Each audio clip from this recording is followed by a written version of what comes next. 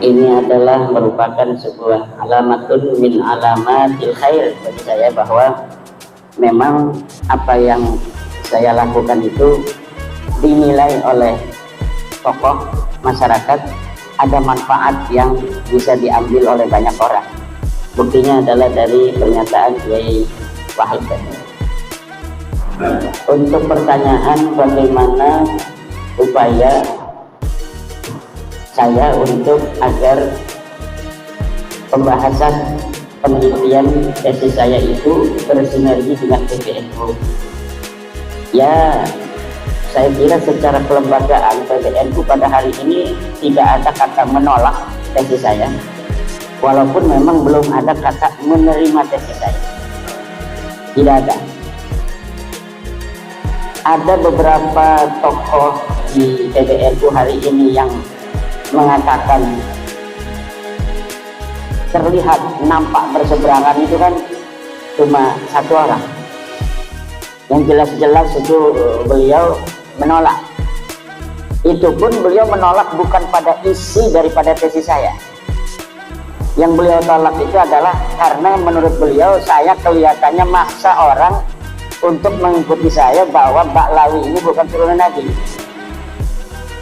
Gus Fahrur itu mengatakan bahwa dia bukan menolak isinya, tapi menolak saya kelihatannya memaksa orang untuk percaya bahwa Ba'lawi itu bukan turunan Nabi. Yang dia inginkan katanya kalau sudah buat tesis membatalkan, ya udah, orang mau percaya mau tidak itu biasa perbedaan pendapat. Nah itu di situ. Padahal memang saya ketika mengatakan bahwa Ba'lawi ini bukan keturunan Nabi, tidak ada memaksa orang. Misalnya Kiai Wahid, kalau nggak percaya awas, nggak ada itu. Adapun ketika terjadi sebuah dinamika dalam forum diskusi, yaitu adalah penguatan dan pendalaman dari materi yang sedang dibahas. Misal, ketika terjadi, saya mengatakan hakul yakin bahwa para Ba'lawi Habib ini bukan turunan Nabi. Itu adalah dinamika dalam sebuah forum, baik dalam sebuah debat, diskusi maupun dalam ceramah. Untuk apa? Agar orang-orang mengetahui kadar keyakinan kita terhadap apa yang kita teliti. Karena orang, terutama orang awam-awam, itu tidak bisa meneliti seperti para kiai. Kiai kan bisa baca kitab. Ketika saya menyebutkan kitab, dia bisa verifikasi kitabnya. Benar nggak apa yang saya sampaikan? Saya sebutkan ini ke dalam kitab anu, dia bisa pelajari. Oh benar. Dalam kitab anu, oh benar. Oh dalam kitab anu, oh benar. Tapi untuk masyarakat awam yang lain, cukup dengan kata-kata bahwa saya bertanggung jawab dunia dan akhirat, bahwa Ba'lawi ini bukan cucu Nabi. Jadi ada apa namanya itu perbedaan di dalam tekanan dalam bagaimana kita memberikan sebuah keyakinan kepada audien bahwa apa yang kita teliti ini berdasarkan daripada keyakinan secara ilmiah yang saya yakini. Gitu. Jadi itu di PBNU itu. Bahkan saya apa namanya itu kan di PBNU masih teman-teman di LBM itu banyak yang mendukung. Bahkan ada yang mengatakan hampir 98% mereka semua mendukung. Dari bahwa memang harus ada verifikasi bagi setiap saja orang yang mengaku keturunan Nabi. Dan bahwa tes DNA itu presisi di dalam menentukan dia keturunan garis laki seseorang di masa lalu atau bukan. Adapun pernyataan orang tua kita, Rais Am Kiai Miftahul Akhyar, itu beliau menegaskan bahwa itu bukan pernyataan seorang Rais Am. Beliau sendiri yang mengatakan, itu katanya pernyataan saya sebagai Miftahul Akhyar. Coba masih ada pidatonya itu dalam rekaman pengajian beliau setiap hari Jumat pengajian hikam, bahwa pernyataan itu bukan pernyataan beliau sebagai seorang Rais Am, tapi beliau itu pernyataan sebagai seorang ilmuwan Miftahul Akhyar. Itu menurut kata-kata beliau sendiri. Jadi orang tua kita Kiai Miftahul Akhyar ya sama dengan kita. Kita sebelum ada orang, misalnya saya sebelum meneliti itu, bahwa ya Habib ini turunan Nabi. Rumah saya itu Ya sering didatangi Habib-Habib walaupun tidak dawir. Karena ada seorang Habib punya nenek ya masih keluarga. Dulu itu masih neneknya ya orang sana, orang kampung saya. Jadi sering ada Habib-Habib yang di rumah. Kemudian hari ini pun ada Baklawi yang tetangga saya. Ya tidak ada apa-apa. Bahkan ketika apa namanya itu ada masalah pribadi, dia dengan tetangganya di perumahan ngontrak itu mau diusir sama tetangganya karena urusan pribadi. Kakak saya yang ketua MUI Kecamatan Kresek yang membela dia. Tiap hari itu Baklawi itu nongkrongnya di material paling besar di Kresek yang kakak daripada ibu saya. Namanya material Pasir Indah. Itu tiap hari Baklawi itu nongkrongnya di situ, temenan dengan apa namanya anak daripada kakak ibu saya itu. Dan tidak ada masalah. Kalau misalnya apa namanya urusan secara kemanusiaan. Yang jadi masalah adalah ketika dia mengaku keturunan Nabi, kemudian minta uang dengan memaksa dan sebagainya. Nah, jadi tidak ada urusan pribadi di dalam masalah penelitian nasab para kabaib ini. Ketika kita sudah mengetahui bahwa seseorang ini adalah bukan turun Nabi, hukumnya wajib bagi siapa saja untuk memberitahu kepada yang lainnya. Hanya itu saja beban saya untuk mau pergi lama-lama ini beberapa hari meninggalkan santri saya.